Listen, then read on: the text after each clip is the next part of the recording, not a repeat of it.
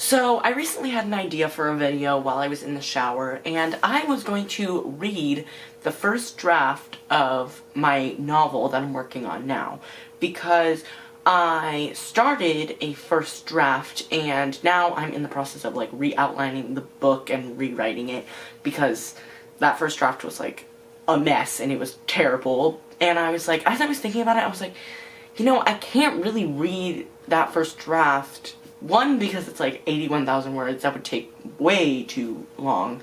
And also, even though I'm rewriting the whole book, there is one major plot point that is still important in the new draft. And I didn't want to like reveal that in case the book ever gets published. But then I was on my Google Drive looking for a homework assignment, and I found this folder in my drive called Failed Books.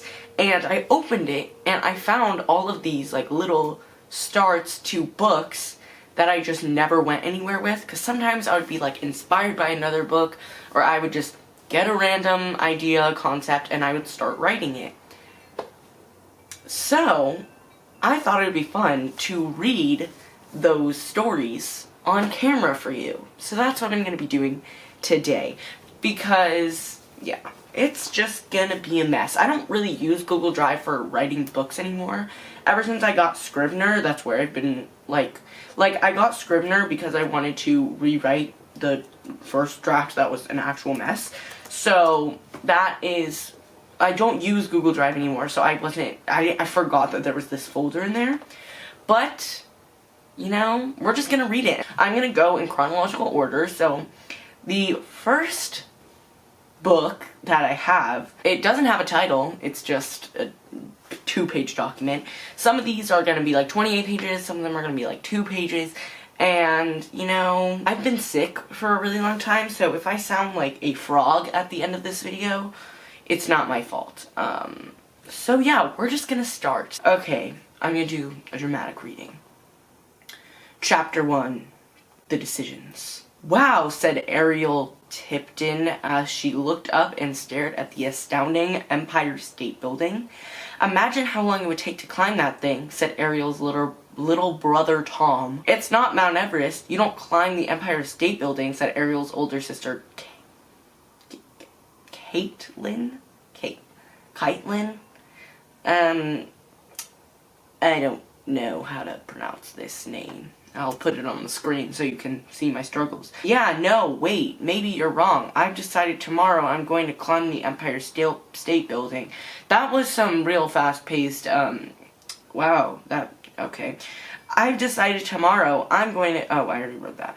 And that's when it happened. Now, you may be thinking something horrible happened. No, actually, something amazing happened. A world record was broken, but more on that later.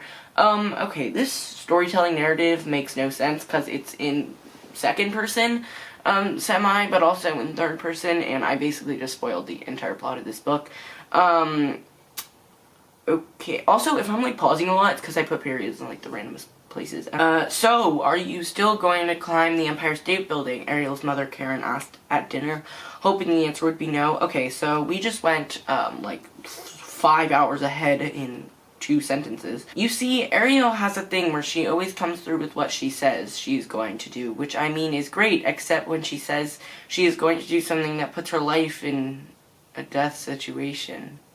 Okay. Yes, Mom, and I don't want to sound rude, but you can't do anything about it. I am your mother, and you know that I will always support you and hope your dreams, but you could die, and I will not be able to live with myself if I knew I let you do something so dangerous, and God forbid, died.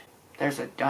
there. I really did not know how to use grammatical structure. That kind of got to Ariel's brain, and thoughts were circling in her head. What if I do get her? Maybe I shouldn't do this, she thought. That night, she was having trouble sleeping. She was thinking she was crazy. She thought she had to go through with it, but then she decided she wasn't going to do anything she felt uncomfortable doing. Alright then. When she woke up, she felt energized. She went upstairs to the Tipton's exercise room. She did pull-ups, sit-ups, curl-ups, push-ups. After being very tired, she went downstairs to her room, got out of her sweaty clothes, and changed into sweatpants and a t-shirt that said, I'm going to climb the Empire State Building. That's a big fat yikes. Now, she didn't find this shirt in a gift shop somewhere. No, she took a white t-shirt and wrote in big, bold, black letters with a Sharpie. There's a exclamation point. There. She obviously wrote this before she said she wasn't going to climb it because there was a 99 to 1 chance she would survive. But now she changed her mind. I'm going to the Empire State Building sometime this week because I have to go back to New York again. Then she marched down to the kitchen and told her parents her plan, and that one of them had to drive her from Boston, Massachusetts to New York City. So wait, does that mean that they were in New York City in the beginning of this, and then drove back home to Boston, and now they're doing a whole nother... I'm confused. The next morning, she woke up and did a normal routine for a maniac about to climb one of the biggest structures in the world. Wow, Lucian, you're so funny. She went downstairs and had a healthy breakfast. Yogurt and a Cliff Bar. Ironic, huh? Cliff Bar. Ha ha ha. I actually wrote that in the thing. She got dressed in a plain white t-shirt and got ready for a day of packing. Meanwhile, her parents were downstairs. Oh, wow. Instead of were, like her parents were downstairs, W-E-R-E, I wrote her parents W-H-E-R-E, like her parents were downstairs. I can't believe she is going to actually do this and ask that the police won't mind some crazy 14-year-old girl climbing a skyscraper, said Karen. Oh, no.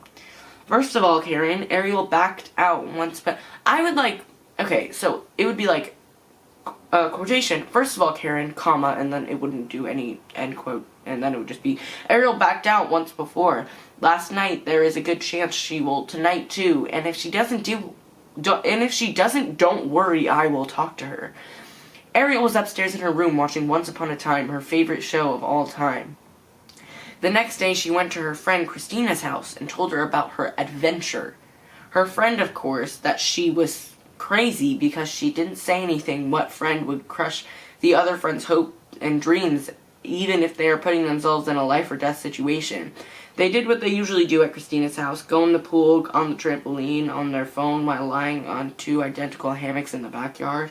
You know the Empire State Building is taller than Mount Everest, Christina said to Ariel, obviously trying to scare Ariel out of doing it, but that is not true at all. It is not as tall as, no, not even close. I know what you're doing, Christina. What? She replied. You're trying to trick me into thinking I shouldn't climb that building. Okay, bye, Christina. I'm going to go back to my house for dinner. Maybe we can hang out tomorrow? Yeah, bye. And then that was the end. That was so riveting. Wow. Okay. Yikes. Okay. Prologue. Friday. The Coopers had a normal life, but when their father was involved in a political scandal, life wasn't so great. First sentence, we're already telling it, not showing. Wow. Yes, thank you. Mrs. Cooper was on the phone with somebody. Her son Jonathan thought it was a relative, but when she said that they would rent the room upstairs for no less than $1,600, he started to get a little suspicious. He went to the other room so that he could listen without his mother seeing him. He knew money was tight, but he didn't know that it was so bad they had to start renting out their rooms in their house. He ran upstairs to tell his brother and sister, Darian and Catherine. They were very uncomfortable because they were going to be sharing a house with some stranger. They were going to try not to talk about it. Their mother told the kids to come downstairs for dinner. They had dinner very early, 6 o'clock in the evening. It was just the 4 of them because their father had left. Okay, boring. Jonathan had fallen asleep on the couch and was woken by their dog licking his face. He had the worst crick in his neck. They had to sell their old couch, which was a beautiful sky blue with white flowers on it. Now they had this uncomfortable green one. It was 11:43 at night. He woke up his siblings and told them to go upstairs, and they should probably go to sleep too. They walked through the kitchen, up the stairs, through the hallway, and all to their separate bedrooms. They all slept like rocks. Their mother, on the other hand, was having a lot of trouble getting to sleep. She laid awake for... Okay, boring. Okay, it's the next morning. They go to the diner, and then this guy comes in, and he's, it's just this random guy. And then the kids walk toward her, who is their mother, and were really confused about what was happening. Oh, kids, this is Ryland. He's the man who just rented the room in the house. The kids realized why her mother had just embraced that stranger, but they also remembered that the only reason they even knew about someone renting the room was because Jonathan overheard his mother and relayed the information to his siblings. their mother had just slipped up. Then there's another exclamation point. Okay, yeah, they meet Ryland. They drove home. And then Darian, Catherine, and Jonathan are all texting each other, talking about this guy. Darian says, I know, I can't really put my finger on it, but to me, there's just something peculiar about him. Foreshadowing. Okay. And then they're continuing to text. They get in the house and they get ready for dinner.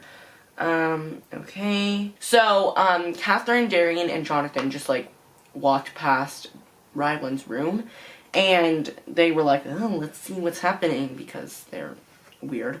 And then, oh, he was writing a book review on his computer. That noise is my cat. Okay.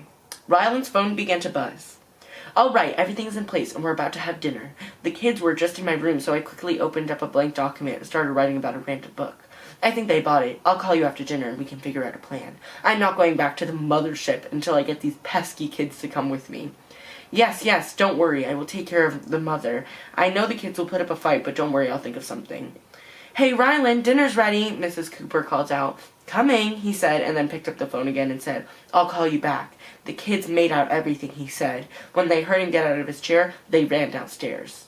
Okay, chapter 2. Let's do this. Okay, so they're texting again. Their mother yelled at them for having their phones at the table. Ryland's phone rings again. Oh, no. Okay, I just read this one quote and it says, maybe this guy's a magician and the mothership is code for some kid's birthday party. Tell me why. Okay, so they're saying grace. They keep calling him a psychopath through the group text. Okay, so then the mother's friend comes to the door and her name is Wanda. They meet, Wanda meets the kids, and then Darian has to, get Jonathan in his room so that Wanda can stay over because she's having a crisis and has to stay at their house. And then they're talking again about how Wanda seems really nice, but on the other hand, Ryland also seemed nice, but he's a freaking lunatic.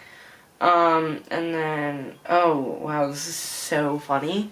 Catherine goes, there's no point in even caring anymore because next thing you know, we'll just be walking past her room and we'll see her peeling her face off or something. And then there's another knock at the door. There's a knock on Darian's door. Catherine is like in there, as well as Jonathan. And then Wanda comes and she's like, hey kids, I'm so sorry for imposing on your house, but I really need a place to stay. And I promise I will try to find a motel or something during Christmas.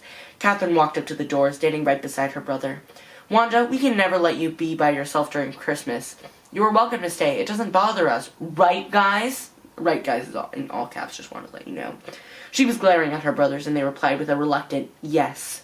Wanda had a look of joy at her eyes. Well, good night, she said to the kids, and they replied with the same response. Catherine looked at her brothers. Can I sleep her with you guys? Oh. Okay, it says, can I sleep her with you guys tonight? But it's supposed to be here. That was very big typo. And then they wake up, they're gonna have a fun day and try not to worry about having their brains melted by crazy nut jobs living in their house. That is an actual quote from this. They go to the basement, play a game, they go to different friends' houses, and then, okay, so Jonathan is going to his friend's house, and he takes a bike, and he's thinking about how Ryland will kill them, basically. And then he has to bike up a giant hill, so they play Wii. Jonathan tells his friend Andy about this guy Ryland that came over their house. And then Andy is like, well, Jonathan, it looks like you had a pretty crazy life right now. You shouldn't be here playing Wii. You should be at home making sure your family hasn't been stuck in the toaster by these psychos living in your house. Jonathan nodding agreeingly. Oh, yikes. So he says goodbye, he walked out the door and left. Back on his bike, he went back to his house, where he was trying not to picture his family getting murdered. And then that's where this whole thing ended. That was also a fail. That was so bad. Oh my god. And then this next one is just like half a page. This is all that's on there. But it says, okay, chapter 1. David Wallace was in 6th period study hall. He logged into his Gmail and his eyes fell onto this one email from Buckner University. I don't know if it was supposed to be Bucknell or if I was making up some college. He clicked on it wondering what it was, but before you read it, let me give you a bit of backstory. Okay, so once again, this second person, weird third person narration. David Wallace is the best tennis player in the world under the age of 26. His GPA is 4.7. Does that even exist? A 4.7 GPA? Maybe it does, I don't know. And he does charity every Wednesday afternoon. Okay, now you can read the letter. Dear Mr. Wallace, we here at Buckner University have been looking at your school transcript, and we know that you are only in your sophomore year, but we would like you to come to our school and be part of our tennis team. You do not need to finish your last 2 years of high school unless it's your heart's content.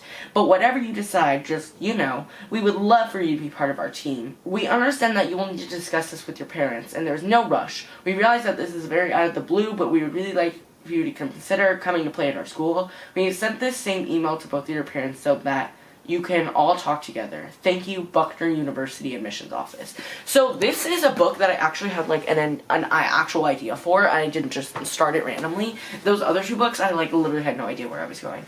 But this one, I did have like some sort of idea.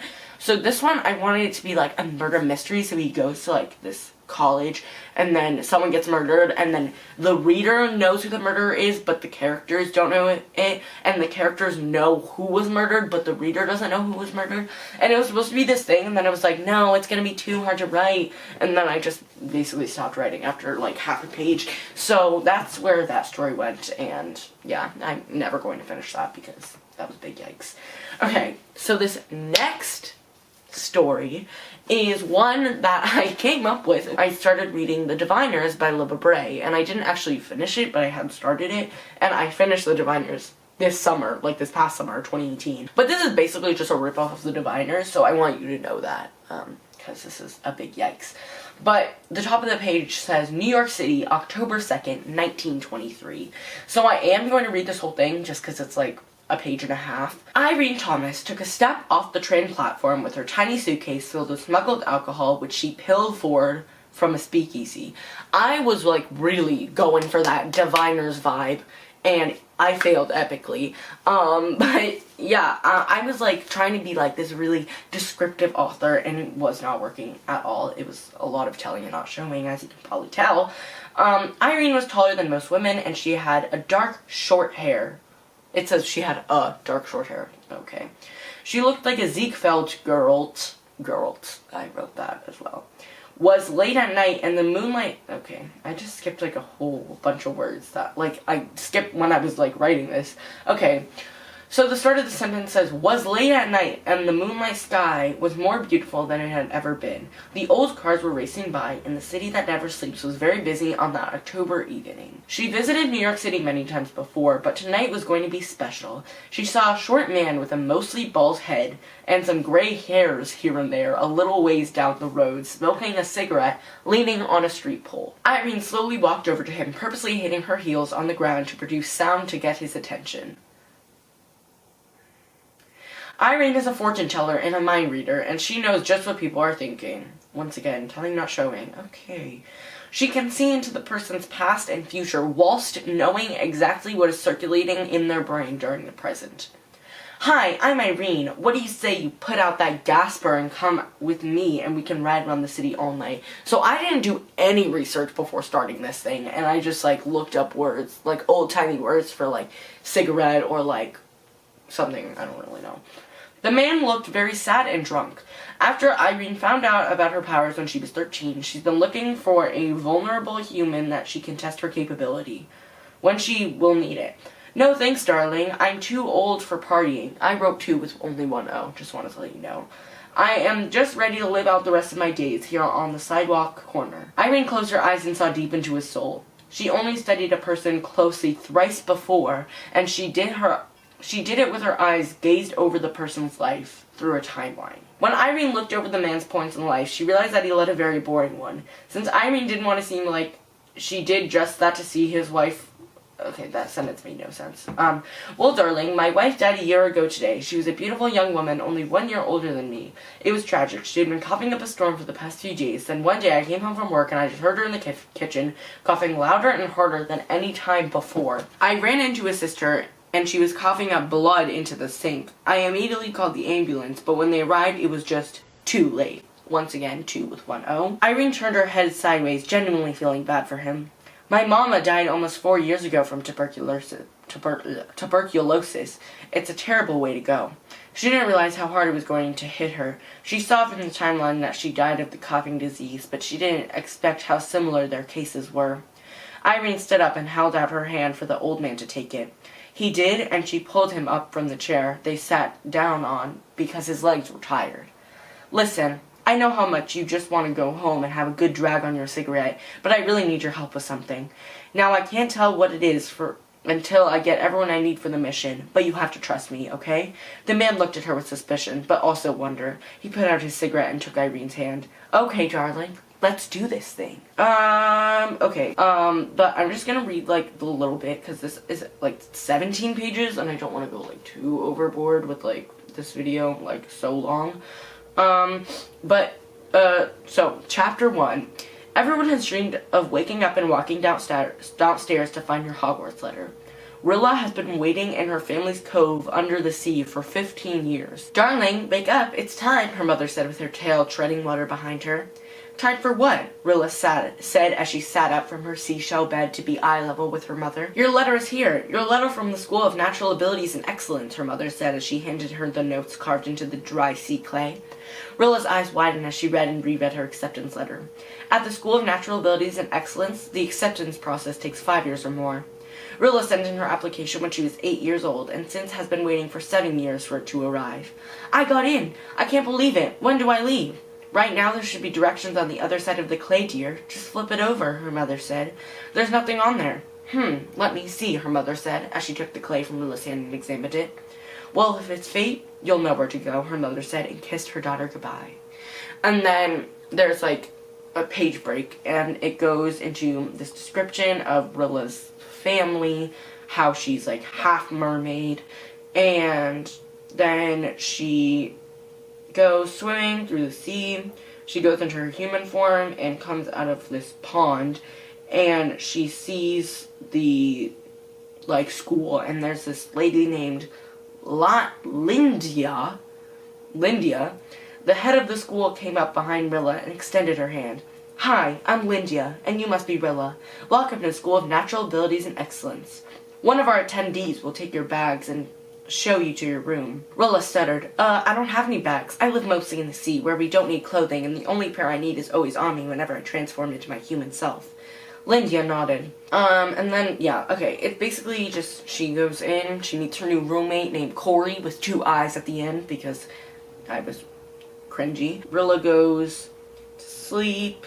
She describes Corey's hair, and then Corey says, well, if you didn't notice yet, I'm a wizard, the 5th that is currently attending the school.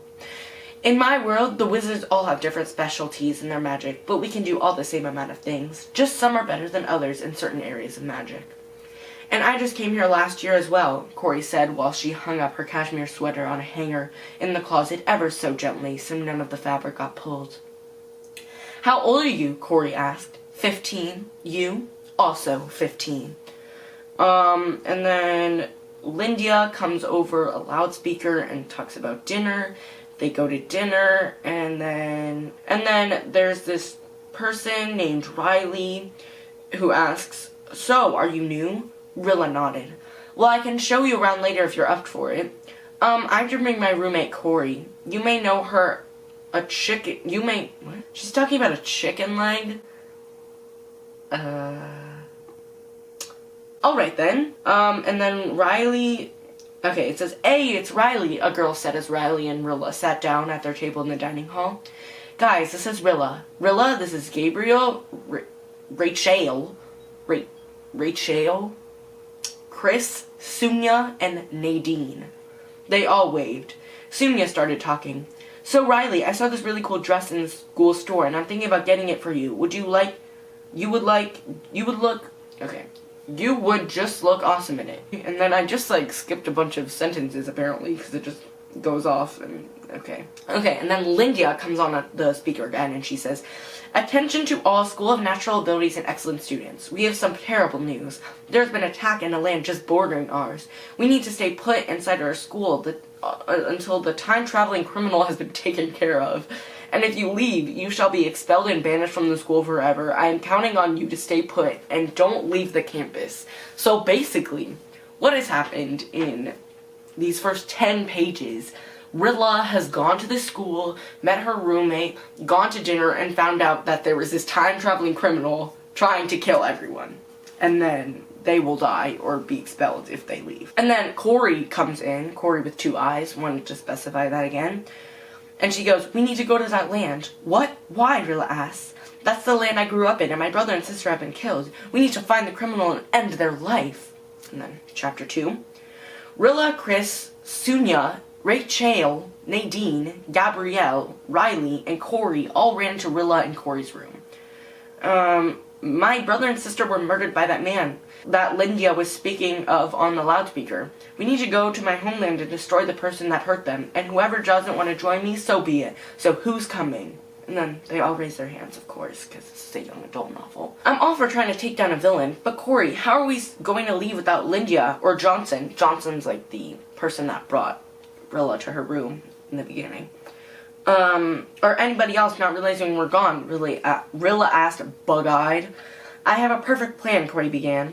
"We have to wait until exactly 8 p.m. sharp, which is when Lindia's night medication starts kicking in. Then we'll open our window after disabling the alarm in our room, which I already did, so no worries there. And we have to jump out the window and be careful when we land. We're 3 stories up, so if you don't fall properly, you will die. You need to land on your hands and the tips of your feet, almost in the fetal position." And then, so now they leave, and it has jumped to a point, and they are at Corey's house. And it says, "Inside there were 2 people, boy and girl, who were both slaughtered to death." Corey began to gag and turned away, leaving the house as to not subject her eyes to that atrocity any longer. Rilla ran after her. Corey, wait, we should find the killer and he will try, but it'll take some persistence, so you need to not throw up." And then it's just a bunch of random stuff that is not important at all. And now it jumps and they are in the goblin market. Okay. "So that's perfect. 70 goblins, can't look any of them in the eye. Great, just splendid," Sunya said, rolling her eyes. So, apparently I just decided that it was irrelevant to explain this, but this is... okay. I don't even know what this was supposed to be. So yeah. "Everyone get up. I think there's a goblin coming where we are." They all ran out of the forest and into the line of outdoor shops, all run by short goblins.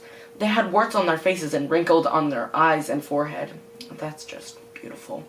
"Why, hello, pretty," one goblin said to Rilla as they walked by. He stroked her blue hair and twirled it between his fingers. She was covering her eyes as not to stare into his. "Come on, darling. Why won't you open those luscious eyes?" Corey was standing right behind Rilla and poked her in the back to remind her not to open them, even though the goblin could be very tempting. The goblin took his long fingernail and dug it deep into Rilla's skin, dragging it down her forearm slowly to make the pain worse as blood spewed out of her arm. The goblin was close to her wrist when she pulled away, elbowing him in the face as she did. He fell back, and all the other goblins came around and started circling the 4 of them. They were now blocked by these creepy nuisances. All the goblins laughed as if they were surprised that Rilla could fight them and win. Corey took her wand and cast a spell on 10 of the goblins closest to her.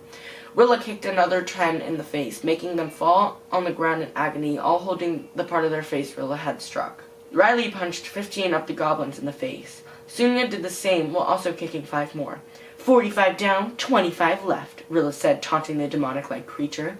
The remaining few goblins all hobbled back to their stations and allowed the 4 of them to pass and go on their business for the day, finding the criminal who killed Corey's siblings. And that's about it.